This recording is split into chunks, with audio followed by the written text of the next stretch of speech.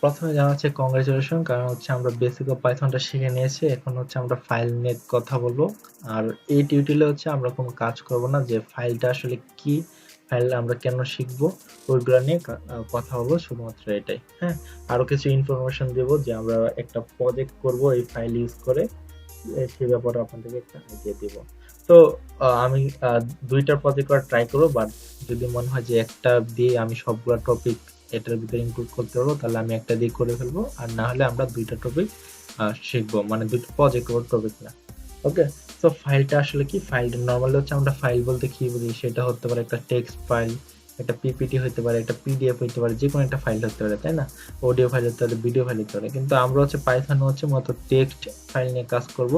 তো নর্মালি কি, যে যেমন একটা অ্যাপের কথা চিন্তা করুন, যে বা একটা ওয়েবসাইটের কথা চিন্তা করুন, যে তারা কি করে, যে ওয়েব ডাটাবেস থেকে ডাটা ফেচ করে আনে। তো আমরা এখানে ফাইলটাকে একটা ডাটাবেস হিসেবে ইউজ করব। লাইক হচ্ছে আপনি একটা টেক্সট এডিটর নিলেন, ওইখানে হচ্ছে কিছু ইনফরমেশন দিলেন, ইউজার ইনফরমেশন।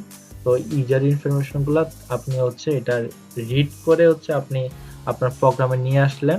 এখন ওইটা থেকে আপনি ইউজারকে ডাটা দেখালেন। আবার এরকমও হইতে পারে যে আপনি ইনপুট দিলেন, ওই ইনপুটের ডাটাগুলো আপনার ফাইলে হচ্ছে কি সেভ হচ্ছে, দেন হচ্ছে ডিলিট করতে পারবেন, তারপর সার্চ করতে পারবেন, ঠিক আছে? তারপর হচ্ছে অ্যাপেন্ড করতে পারবেন। অনেক রকম ওয়ে আছে করার। আমরা সবকিছুই একটা প্রজেক্ট, প্রথম হচ্ছে বেসিক গুলো শিখবো, দেন হচ্ছে এই ফাইলটা দিয়ে একটা প্রজেক্ট করব। তো এই হচ্ছে মোটামুটি একটা overall about file in Python. তো আমার আবারও বলে রাখতেছে যে আগের টিউটোরিয়ালগুলো সবগুলো দেখে দেন হচ্ছে এখানে চলে আসবেন, কারণ হচ্ছে না হলে অনেক কিছু বুঝতে একটু প্রবলেম হতে পারে। কারণ আমি কিন্তু যেগুলো দেখে আসছি এইগুলো একটু ফাস্ট যাবো, বাট যেগুলো নতুন একবার লাইক ফাইল, এই ফাইলগুলো কিন্তু আমি একবারে সিম্পলি আপনাদেরকে এক্সাম্পল দিয়ে বুঝাবো। বাট যখন হচ্ছে একটা লিস্ট নিয়ে কাজ করবো, লিস্ট ডিক্লেয়ার করতে হয়, ওইটা কিন্তু আমি আর বলবো না। হ্যাঁ, ওই লিস্টটা আমি জাস্ট বলে বলে লিস্টটা ডিক্লেয়ার করে ফেলবো, কিন্তু এক্সপ্লেন করবো না।